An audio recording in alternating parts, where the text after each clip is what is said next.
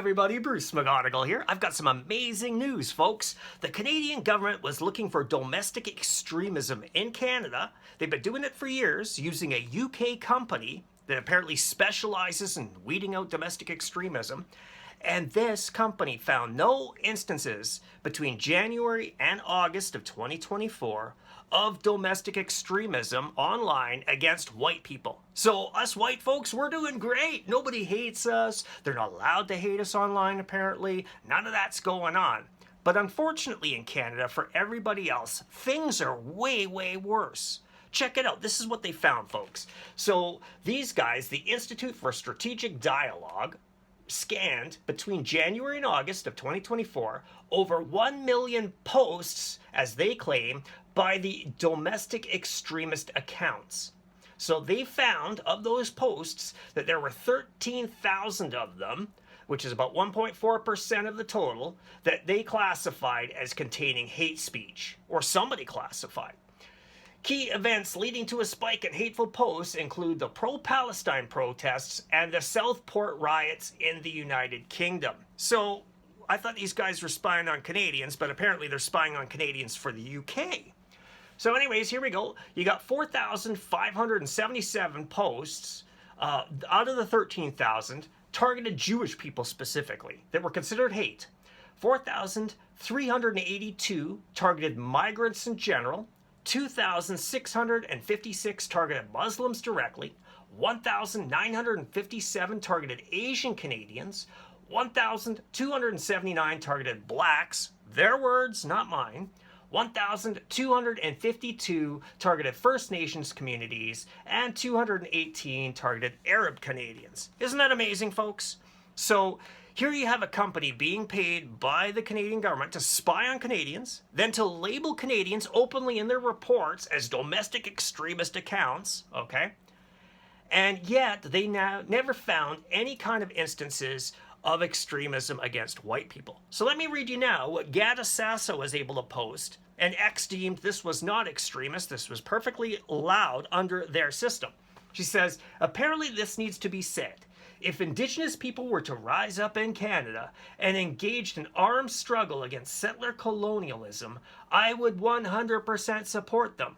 I am not a hypocrite, she says. It's not a gotcha moment when racists remind me that I am a settler. Okay, this is the amazing part about these people online, folks. You will see with Gada Sassa here, okay, that she doesn't even follow the Islamic dress code that they have in Iran, but she will support Palestine and Gaza, which is run by Hamas, which is a proxy of Iran, okay? And she goes by she, they pronouns. So here is somebody who's basically grifting in Canada off of the Palestinian cause, using her gender identity, they, she pronouns to make sure she gets grants, which she actually bragged about, folks, that she gets grants and that helped her buy her outfit, okay? So this is where we're at in Canada. This is where we're at. People can say this, and that's not considered racism, that's not considered inciting violence, it's not considered it by X, it's not considered it by our government, and it's certainly not considered that way by the ISD in the UK. Folks, I'm trying to tell everybody as much as I can right now that I believe these lists were created because the government thought they could pass Bill C-63. And in case they had Bill 63 able to go through, they would have been able to take all of these accounts that were flagged in the UK behind people's backs, and this UK company could have filed complaints against anybody that it wanted to and have them either taken offline or fined into the ground or suppressed, etc., etc., etc. We have no idea of how far this was going. But considering what they were considering hate, listen to this, listen. Key narratives, key topics of discussion among Canadian domestic extremists were the psychologist and author Jordan Peterson, opposition to immigration, anti-Trudeau narratives, racism, anti-vax claims, the anti-Muslim British activist Tommy Robinson, and anti-government sentiments. So in Canada, if you want to be mad about Donald Trump and claim he's an illegitimate president or do anything like that and say that, the system is broken about America, Canada, you're fully allowed to right now. But if you want to turn around and say that our system is broken in Canada, when it is broken in Canada, you're domestic extremism, according to this UK company, and they're proud to let everybody know it. So the question is, where does all this information go? Where does it go? Are they handing it over to pro-Hamas parties? Are they handing it over to other extremists online? Are they handing it over to other people to intentionally spam and use bot attacks against accounts like mine?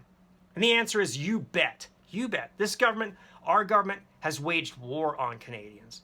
It's us they're fighting, folks, because we are law-abiding, peaceful people. So the government says it's far easier to fight us than the cartels, the Communist Party of China, Trump, right? Or actual extreme terrorism from overseas. The government doesn't want to fight that. The government wants to work with those people to take over this country and eliminate all of our rights. And that's what's been happening.